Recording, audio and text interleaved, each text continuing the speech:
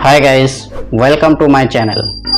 I came live first time today. Actually আমি কোনোদিনও ভাবিনি এলোমেলো ভাবে আপনাদের সামনে প্রেজেন্ট হব আমি। আমার চ্যানেলটাও এখনো পর্যন্ত কোনো সাজানো গোছানো নেই। তো যেভাবেই হোক কোনো একটা কারণ তো আছে আমি লাইভে এসেছি মানে। এসেই যখন গিয়েছি লাইভে, so please inspire me, subscribe me and follow me. আজকে যখন লাইভে এসেছি তখন লাইভ সেশনের মেন কজেসটা কি সেটা আপনাদেরকে বলে দেই। পুরো ওয়ার্ল্ড ইন্টারন্যাশনালে আরজিকর ইস্যু বিগত এক মাস ধরে চলে আসছে। বিভিন্ন চ্যানেলে বিভিন্ন রকম ভাবে আমরা নিউজ দেখছি, রিপোর্ট শুনছি, সিবিআই ইনভেস্টিগেশন হচ্ছে, ফরেন্সিক রিপোর্ট আসছে, এক মাস হয়ে গেল এখনো কোনো সুরাহা হলো না। So that's why I don't keep quiet anymore. যেখানে একটা গভর্নমেন্ট হসপিটাল, সেখান থেকে একটা রেপিস্টকে, শুধু রেপিস্ট নয়, রেপ প্লাস মার্ডার এরকম ধরনের একটা আসামিকে তুলে আনতে আজ এতটা দিন হয়ে গেল, তাও সরকার ব্যাহত। Just realise that's point. আজকের আমি আরজিকর বিষয় নিয়ে কিছু রহস্যজনক তথ্য বলতে চাই আপনাদেরকে। তার আগে বলে রাখি, আমি আমার চ্যানেলের মেন উদ্দেশ্য হলো সোশ্যাল ইস্যুগুলোকে তুলে ধরা, অ্যানালাইজ করা। যে কোনো ধরনের issue like health, politics and any other, সমাজের চোখে যেগুলো দেখা যায় না সেগুলোকে তুলে ধরার, প্রেজেন্ট করার চেষ্টা করি আমি আমার চ্যানেলে। আগামী দিনে আরো প্রেজেন্টেশন ভালো হবে আশা রাখছি। এই কলকাতার আরজিকর ইস্যুই আজকে আমাকে লাইভে আনতে বাধ্য করেছে। চ্যানেলের প্রেজেন্টেশন খারাপ থাকা সত্ত্বেও আমি আপনাদের সামনে এসেছি। ফেস টু ফেস বললে অ্যানালাইজ করতে সুবিধা হয়, আপনাদেরও বুঝতে সুবিধা হবে। কিছু তথ্য আছে যেগুলো আমরা চোখে দেখতে পাচ্ছি না, সেগুলো বলবো আপনাদের। দ্যাটস ওয়াই আমার কিছু প্রশ্ন আছে যেগুলো আমি এখনো অ্যানালাইজ করে উঠতে পারিনি, সেগুলো আমি আপনাদের কাছে রাখতে চাই। সর্বোপরি আমি একটাই কথা বলতে চাই, অ্যাট ফার্স্ট আমরা এমন একটা দেশে বাস করছি যে দেশে একটা রেপিস্ট প্লাস মার্ডারার, এমন একটা আসামিকে দোষী সাব্যস্ত করে সাজা দেওয়ার জন্য মানুষকে রাস্তায় নামতে হচ্ছে, রাস্তায় ধর্ণা ধরতে হচ্ছে, ভিক্ষা চাইতে হচ্ছে কনস্টিটিউশনকে। এই কি আজব দেশে আমরা বাস করছি। এর থেকে জঘন্য আর কোথায়? আমাকে কমেন্ট করে জানান।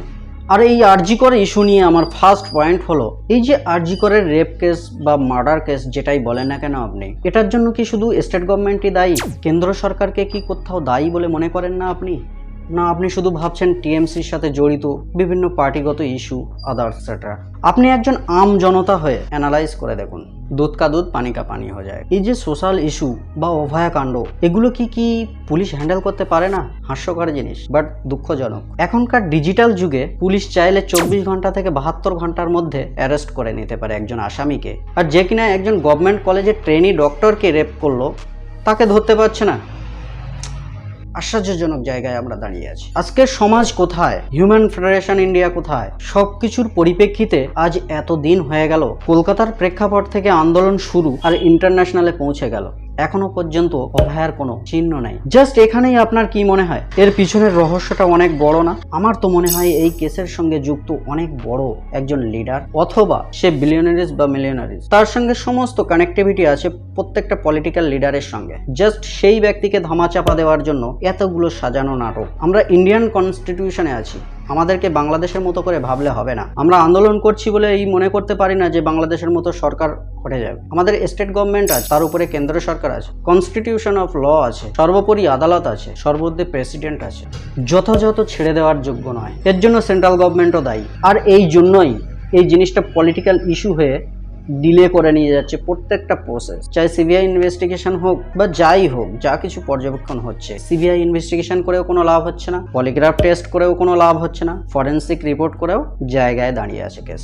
একের পর এক বড় তথ্য আসলেও এর মধ্যে আসল সত্য হলো, মার্ডারারকে খোঁজা বাদ দিয়ে বলির পাঁঠা হিসাবে কাউকে সাজিয়ে আমাদের আম জনতার সামনে প্রেজেন্ট করার চেষ্টা করছে। এটা মাথায় রাখ, দেখানোর চেষ্টা করা হচ্ছে আমরা আম জনতা কিছু বুঝি না। এর জন্য দায়ী কি আপনি শুধু রাজ্য সরকারকে করবেন? রাজ্য সরকারের উপরেও তো আমাদের সেন্ট্রাল গভর্নমেন্ট আছে, আরো বড় বড়। এটা চাইলে পুলিশ চাইলে 72 ঘন্টার মধ্যে ইন্সপেকশন করে ধরে নিতে পারে।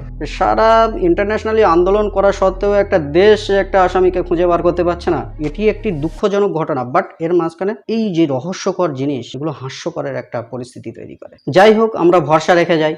আমাদের দেশে ল অফ কনস্টিটিউশন আছে, উচ্চ আদালত আছে, সর্বোচ্চ প্রেসিডেন্ট ল আছে, তারা হয়তো কিছু করবে। বাট এক মাস হয়ে গেল এখনো কিছু করতে পারেনি। কি করছে ভারত সরকার?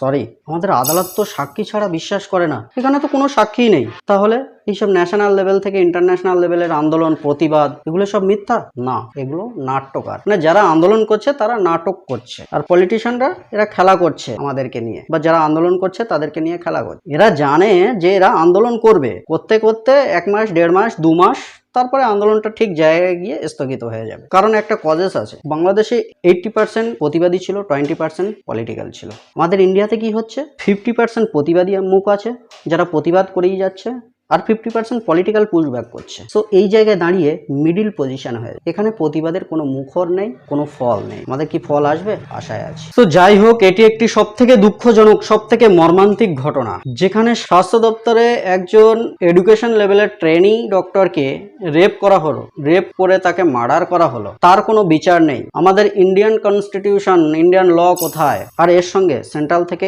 স্টেট প্রত্যেকটা ব্যাড পলিটিশিয়ানরা এর সঙ্গে যুক্ত আছে। এই কাণ্ডের সঙ্গে একটা বড় মুখ আছে এর পিছনে, যেটাকে সবাই ঢাকার চেষ্টা করছে। চেষ্টা করব পরের লাইভ সেশনে অজানা কিছু তথ্য আরো তুলে ধরার জন্য।